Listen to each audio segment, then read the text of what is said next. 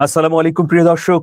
আমিরুল মোমিনিন মানিক আপনাদের প্রত্যেককে আমন্ত্রণ জানাচ্ছি এই বিশেষ পর্যালোচনায়। আমাদের আজকের বিষয় হচ্ছে গোপন খবর পেয়েই ইরানের পক্ষে গর্জে উঠলেন এরদোয়ান।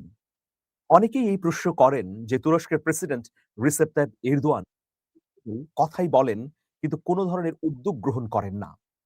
কি উদ্যোগ গ্রহণ করবেন? মুসলিম বিশ্বের পক্ষে বা মধ্যপ্রাচ্যে যুদ্ধ বন্ধ করতে অথবা ইরানের পক্ষে তিনি কেন সেনা পাঠাচ্ছেন না? এই ধরনের মন্তব্য বা অভিযোগ কিন্তু আছে। প্রিয় দর্শক, এই অভিযোগের পরিপ্রেক্ষিতে আসলেই রিসেপ তাইপ এরদোয়ান কি করছেন? আমি খুব সাদাভাবে এটা বিশ্লেষণ করতে চাই। একদম সাদা চোখে যা দেখছি সেটাই। ১ম বিষয় হচ্ছে ইরান যে যুদ্ধ করছে, এই যুদ্ধের অংশীদার কখনোই সরাসরি তুরস্ক হবে না। বরং তুরস্ক কৌশলগতভাবে ইরানের পক্ষে থাকবে। দেখুন, জানুয়ারিতে যখন তেহরানে ব্যাপক বিক্ষোভ হলো, তখন সেই বিক্ষোভ দমনের জন্যে তুরস্ক গোয়েন্দা কৌশলের সহযোগিতা করেছে। তুরস্কের পররাষ্ট্রমন্ত্রী হাকান ফিদান তিনি সরাসরি ৩ জন গোয়েন্দা এক্সপার্টকে পাঠিয়েছিলেন তেহরানে।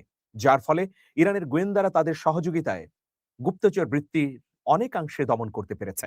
আবার দেখুন এই যে ইরান, মার্কিন যুক্তরাষ্ট্র এবং ইসরায়েলের মধ্যে যে যুদ্ধ, এই যুদ্ধ চলাকালে ইরান থেকে একটি ক্ষেপণাস্ত্র তুরস্কের সীমানায় এসে পড়ে। ফলে আঙ্কারা কিন্তু ব্যাপক প্রতিক্রিয়া জানায় এবং ইরানকে সতর্ক করে।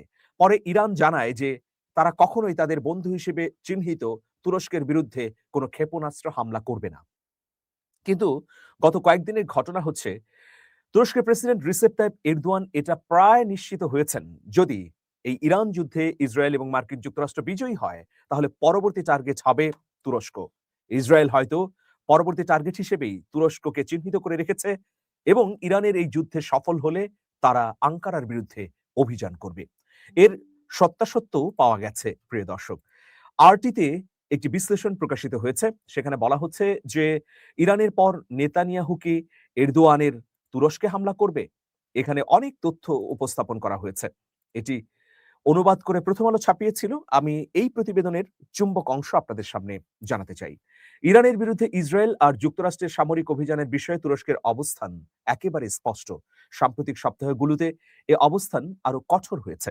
আঙ্কারা এ ঘটনাকে কয়েকটি পাল্টাপাল্টি হামলার মধ্যে সীমাবদ্ধ সংঘাত হিসেবে দেখছে না। এমনকি একে মধ্যপ্রাচ্যের দীর্ঘদিনের সংঘাতের আরেকটি অধ্যায় হিসেবেও মনে করা হচ্ছে না। তুরস্কের মতে পরিস্থিতি ধীরে ধীরে বড় ধরনের আঞ্চলিক বিপর্যয়ের দিকে এগিয়ে নিচ্ছে। এর প্রভাব পূর্ব ভূমধ্যসাগর থেকে পারস্য উপসাগর পর্যন্ত বহু দেশকে স্পর্শ করতে পারে। আঙ্কারার দৃষ্টিতে ইরানের উপর হামলার ঘটনা অঞ্চলটিতে অস্থিরতা আরো বাড়াবে এবং বড় ধরনের সংঘাতের ঝুঁকি তৈরি করবে। আর এ কারণেই তুরস্কের প্রেসিডেন্ট রিসেপ তাইপ এরদোয়ান দেশটির পররাষ্ট্র মন্ত্রণালয়ে পররাষ্ট্রমন্ত্রী হাকান ফিদান এবং প্রেসিডেন্ট পরিচালিত প্রশাসন এর প্রতিনিধিদের একের পর এক নির্দেশনা দিচ্ছেন। এসব বিবৃতি এবং নির্দেশনায় হামলার নিন্দা, গভীর উদ্বেগ এবং বড় ধরনের যুদ্ধের ঝুঁকি নিয়ে স্পষ্ট বার্তা উচ্চারণ করা হয়েছে।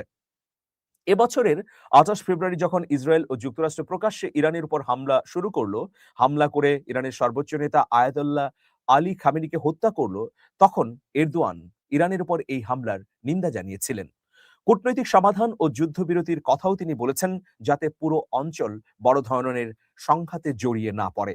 তুরস্কের পররাষ্ট্র মন্ত্রণালয় একই দিন জানিয়েছিল যে আন্তর্জাতিক আইন লঙ্ঘন ও বেসামরিক মানুষের জীবন ঝুঁকির মধ্যে ফেলে এমন কর্মকাণ্ড যদি কেউ করে, তাহলে আমরা তার পক্ষে নই বা আঙ্কারা গভীরভাবে উদ্বিগ্ন।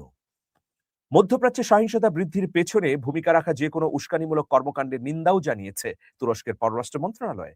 তারা জোর দিয়ে বলেছে, আঞ্চলিক সমস্যা সমাধান কেবল শান্তিপূর্ণ উপায়ে সম্ভব। প্রয়োজনে মধ্যস্থতার প্রচেষ্টায় তুরস্ক সহায়তা দিতে প্রস্তুত বলেও জানিয়েছে। তুরস্কের প্রেসিডেন্টের যোগাযোগ বিষয়ক প্রধান বুরহানেত্তিন দুরান বলেন, চলমান পরিস্থিতি শুধু সরাসরি জড়িত পক্ষগুলোর জন্য হুমকি নয়, এটি আরো বিস্তৃত পরিসরে আঞ্চলিক স্থিতিশীলতা এবং বেসামরিক মানুষের নিরাপত্তার জন্য ঝুঁকি তৈরি করছে। এমন বিবৃতির মধ্য দিয়ে আঙ্কারার অবস্থান স্পষ্ট হয়ে উঠেছে। তুরস্কের মতে ইরানের বিরুদ্ধে সামরিক উত্তেজনা কেবল ইরানের ভেতর সীমাবদ্ধ থাকবে না, বরং পুরো অঞ্চলে ছড়িয়ে পড়বে। ২রা March president Recep Tayyip Erdogan আরো কঠোর বক্তব্য দেন। বার্তা সংস্থা রয়টার্সের তথ্য অনুযায়ী তিনি ইরানের উপর যুক্তরাষ্ট্র ও ইসরায়েলের হামলাকে আন্তর্জাতিক আইনের সুস্পষ্ট লঙ্ঘন বলে উল্লেখ করেন। এরদোয়ান বলেন, ইরানের জনগণের দুঃখ কষ্টে পাশে রয়েছে তুরস্ক। এটি শুধু আনুষ্ঠানিক কূটনৈতিক বয়ান ছিল না, বরং এটি ছিল একটি স্পষ্ট ও দৃঢ় রাজনৈতিক অবস্থান। তুরস্কের প্রেসিডেন্ট আরও বলেন যে যুদ্ধবিরতি অর্জন এবং কূটনীতির পথ আবার চালু না হওয়া পর্যন্ত আঙ্কারা সব পর্যায়ে যোগাযোগ রক্ষা করে চলবে। এরদোয়ান সতর্ক করে বলেছেন, তুরস্ক নিজেদের সীমান্তের কাছে যুদ্ধ, হত্যাযজ্ঞ, উত্তেজনা ও ব্যাপক সহিংসতা দেখতে চায় না। এর পরিণতি আঞ্চলিক এবং বৈশ্বিক নিরাপত্তার জন্য অত্যন্ত ভয়াবহ। প্রিয় দর্শক, এরদোয়ান তার বক্তব্যে আরেকটি বিষয় একদম পানির মতো স্পষ্ট করেছেন। তিনি বলেছেন, এমন পরিস্থিতি তৈরি হওয়া অর্থনৈতিক ও ভূ রাজনৈতিক অনিশ্চয়তার বোঝা কেউই বহন করতে পারবে না। তাই এই আগুন আরো ছড়িয়ে পড়ার আগেই নিভিয়ে দেওয়া প্রয়োজন। প্রিয় দর্শক, এই ইরান যুদ্ধ তুরস্কের অভ্যন্তরীণ ঝুঁকিও তৈরি করেছে। আঙ্কারা যুদ্ধকে কেবল সামরিক মানচিত্রের দৃষ্টিকোণ থেকে দেখছে না, বরং পরিবহন পথ, জ্বালানি বাজার, বাণিজ্য পথ ও অভ্যন্তরীণ সামাজিক প্রভাবের দৃষ্টিকোণ থেকেও মূল্যায়ন করছে। কেননা তুরস্কের অর্থনীতি বহুলাংশে আমদানি নির্ভর। কাজে হরমুজ প্রণালীর কাছে যুদ্ধ মানে তুরস্কের মূল্যবৃদ্ধি, মুদ্রাস্ফীতি ও নতুন ধরনের অস্থিরতা তৈরি হওয়া। ভূ রাজনীতি এবং অভ্যন্তরীণ স্থিতিশীলতার জন্য হরমুজ প্রণালী তুরস্কের জন্য খুবই গুরুত্বপূর্ণ। প্রতি বছর প্রায় ৫,০০০ কোটি ঘন মিটার গ্যাস আমদানি করে তুরস্ক, যার মধ্যে ১,৪৩০ কোটি ঘনমিটার এলএনজি হিসেবে আসে। রয়টার্স জানিয়েছে, তুরস্কের কর্তৃপক্ষ অর্থনীতির উপর জ্বালানির বোঝা ও ভোক্তাদের শুল্ক ভর্তুকির উপর ব্যাপক নির্ভরশীলতার কথা স্বীকার করে নিয়েছে। আঙ্কারার অবস্থানকে কেবল অর্থনীতির জন্য সীমাবদ্ধ রাখাটা ভুল হবে। তুরস্কের ধারণা, সামরিকভাবে ইরানকে দমন করলেই মধ্যপ্রাচ্যে শান্তি আসবে না, বরং এটি আঞ্চলিক ভারসাম্যের একটি গুরুত্বপূর্ণ উপাদানকে ধ্বংস করবে। প্রিয় দর্শক, সিরিয়া, ইরাক, দক্ষিণ ককেশাস এবং পণ্য পরিবহনের পথগুলোকে কেন্দ্র করে তুরস্ক ও ইরানের দীর্ঘদিনের প্রতিদ্বন্দ্বিতা রয়েছে। এ কারণে তুরস্কের অবস্থান বিশেষ গুরুত্ব রাখে। এরপরও ইরানের উপর হামলা এবং ধ্বংসযজ্ঞের প্রতিযোগিতা বন্ধ করতে আহ্বান জানিয়েছে আঙ্কারা। এরদোয়ান আর ফিদান বারবার বোঝাতে চাইছেন যে মধ্যপ্রাচ্যের ক্ষমতা কাঠামো পুরোপুরি ধ্বংস হওয়ার চেয়ে ভঙ্গুর ও দ্বন্দ্বপূর্ণ ভারসাম্য বজায় রাখা ঢের ভালো। মোটা দাগে তুরস্কের আশঙ্কা শুধু ইরানের দুর্বল হয়ে পড়া নিয়ে নয়, বরং অভ্যন্তরীণ অস্থিরতা বেড়ে যাওয়া নিয়ে। তুরস্কের জন্য ইরানের যুদ্ধ মানে শুধু শক্তির ভারসাম্যের পরিবর্তন নয়, বরং সীমান্তের কাছাকাছি অস্থিরতা আরো বেড়ে যাওয়া। প্রিয় দর্শক, এই ঘটনায় রিসেপ তাইপ এরদোয়ান খুব শক্তিশালী অবস্থান নিয়েছেন। এখন একটি প্রশ্ন উঠেছে যে আঙ্কারা তাহলে সরাসরি কেন ইরানের সঙ্গে যুদ্ধে জড়াচ্ছে না? এই যুদ্ধে আঙ্কারা কেবল পর্যবেক্ষক নয়। আঙ্কারা বা তুরস্কের প্রেসিডেন্ট এরদোয়ান এটা বললেও যে এই যুদ্ধে আমরা জড়াবো না, তিনি পরোক্ষভাবে নানা প্রক্রিয়ায় ইরানকে সহযোগিতাই করছেন, শুধু বিবৃতি দিয়ে নয়। এটা প্রকাশ্য না হলেও সেই সব সহযোগিতা তেহরান কৃতজ্ঞতার সঙ্গেই গ্রহণ করছে। আঙ্কারার কাছে ইরানে ইসরায়েলের সামরিক পদক্ষেপ অনেক গুরুত্বপূর্ণ এবং এর একটা দীর্ঘমেয়াদী প্রভাব রয়েছে। আঙ্কারা মনে করছে যে ইরানে বা গোটা মধ্যপ্রাচ্যে মার্কিন যুক্তরাষ্ট্র এবং ইসরায়েলের আধিপত্য এই যুদ্ধের মধ্য দিয়ে যদি শক্তপোক্ত হয়, তাহলে তুরস্কের প্রভাব ক্ষতিগ্রস্ত হবে, অর্থনৈতিকভাবেও ভয়াবহ ক্ষতির মুখে পড়বে আঙ্কারা। সুতরাং আঙ্কারা এটা দূরদর্শী দৃষ্টিতে ভাবছে যে ইসরায়েল এবং মার্কিন যুক্তরাষ্ট্রের মধ্যপ্রাচ্যে সফল হওয়া মানে তুরস্ক আক্রান্ত হওয়া। সুতরাং এই ব্যবস্থায় যুক্তরাষ্ট্র এবং ইসরায়েল সফল হোক, সেটা কখনোই চাইছেন না রিসেপ তাইপ এরদোয়ান। ইসরায়েলের সাবেক প্রধানমন্ত্রী নাফতালি বেনেট বলেছিলেন যে ইসরায়েল তুরস্ককে উপেক্ষা করতে পারবে না। তিনি তুরস্ককে নতুন হুমকি হিসেবে উল্লেখ করে বলেছেন, তেহরান থেকে আসা বিপদ ও আঙ্কারার শত্রুতার বিরুদ্ধে পদক্ষেপ নেয়ার প্রয়োজনীয়তা রয়েছে। মধ্যপ্রাচ্য ও ইউরোপের মাঝামাঝি থাকা তুরস্ক কার্যত এমনই একটি দেশ। তুরস্কের নিজস্ব সামরিক, কূটনৈতিক ও ভূ রাজনৈতিক লক্ষ্য রয়েছে। তাই তুরস্ক কৌশলগতভাবে মনে করে না যে ইরানের পরাজয় সংঘাতের সমাপ্তি আনবে।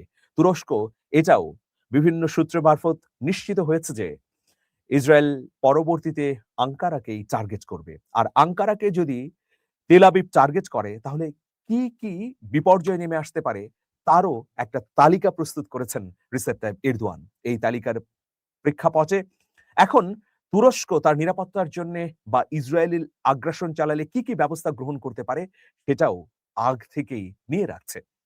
একটা খবর নিশ্চিতভাবেই বিভিন্ন সংবাদ মাধ্যম জানাচ্ছে যে ইসরায়েলের সম্ভাব্য আগ্রাসনকে সামনে রেখে তুরস্ক তার প্রতিরক্ষা ব্যবস্থাকে ঢেলে সাজিয়েছে।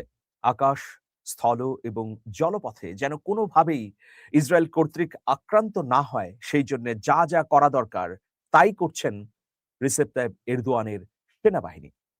বিস্তৃত অঞ্চল জুড়ে তুরস্কের ভূগর্ভস্থ সামরিক স্থাপনা গড়ে তোলা হচ্ছে, যাতে ভয়াবহ দীর্ঘমেয়াদী যুদ্ধের মধ্যেও তুরস্ক তার সামরিক অভিযান ইসরায়েলের বিরুদ্ধে জিইয়ে রাখতে পারে। এর বাইরে নতুন, নতুন ড্রোন এবং অস্ত্র উৎপাদনে পারঙ্গমতা দেখাচ্ছে তুরস্কের সামরিক প্রযুক্তি বিভাগ। ফলে ইসরায়েলের কি প্রযুক্তিগত দিক রয়েছে সেগুলোকে সামনে রেখে এখন তুরস্কের সেনাবাহিনী তাদের কর্মকৌশল সাজাচ্ছে। রিসেপ তাইপ এরদোয়ান এটা প্রায় নিশ্চিতই হয়েছেন যে পরবর্তী টার্গেটে পড়তে পারে তুরস্ক। তো সুতরাং মার্কিন যুক্তরাষ্ট্র এবং ইসরায়েলকে ঠেকাতে হলে কি উদ্যোগ গ্রহণ করতে হবে সেই বিষয়ে যথেষ্ট সচেতন রয়েছেন রিসেপ তাইপ এরদোয়ানের প্রশাসন। আর সেই ভিত্তিতেই এখন ঢেলে সাজানো হচ্ছে তুরস্কের অবকাঠামো থেকে শুরু করে রাজনৈতিক, সামাজিক সকল প্রকারের অবস্থান। দেখা যাক ভবিষ্যতে কি হয়। সাম্প্রতিক সময়ে রিসেপ তাইপ এরদোয়ান সতর্ক হয়েই বরং বারবার মার্কিন যুক্তরাষ্ট্রকে বার্তা দিচ্ছেন যে এই যুদ্ধটি এখনই থামাও বা তুরস্কের বিরুদ্ধে আগ্রাসন বন্ধ করো। শুধু তাই নয়, পরোক্ষভাবেও তিনি নানা ধরনের উদ্যোগ গ্রহণ করেছেন যেটা তেহরানের অনুকূলে। সবাই ভালো থাকবেন। শুভেচ্ছা নিরন্তর। আল্লাহ হাফেজ।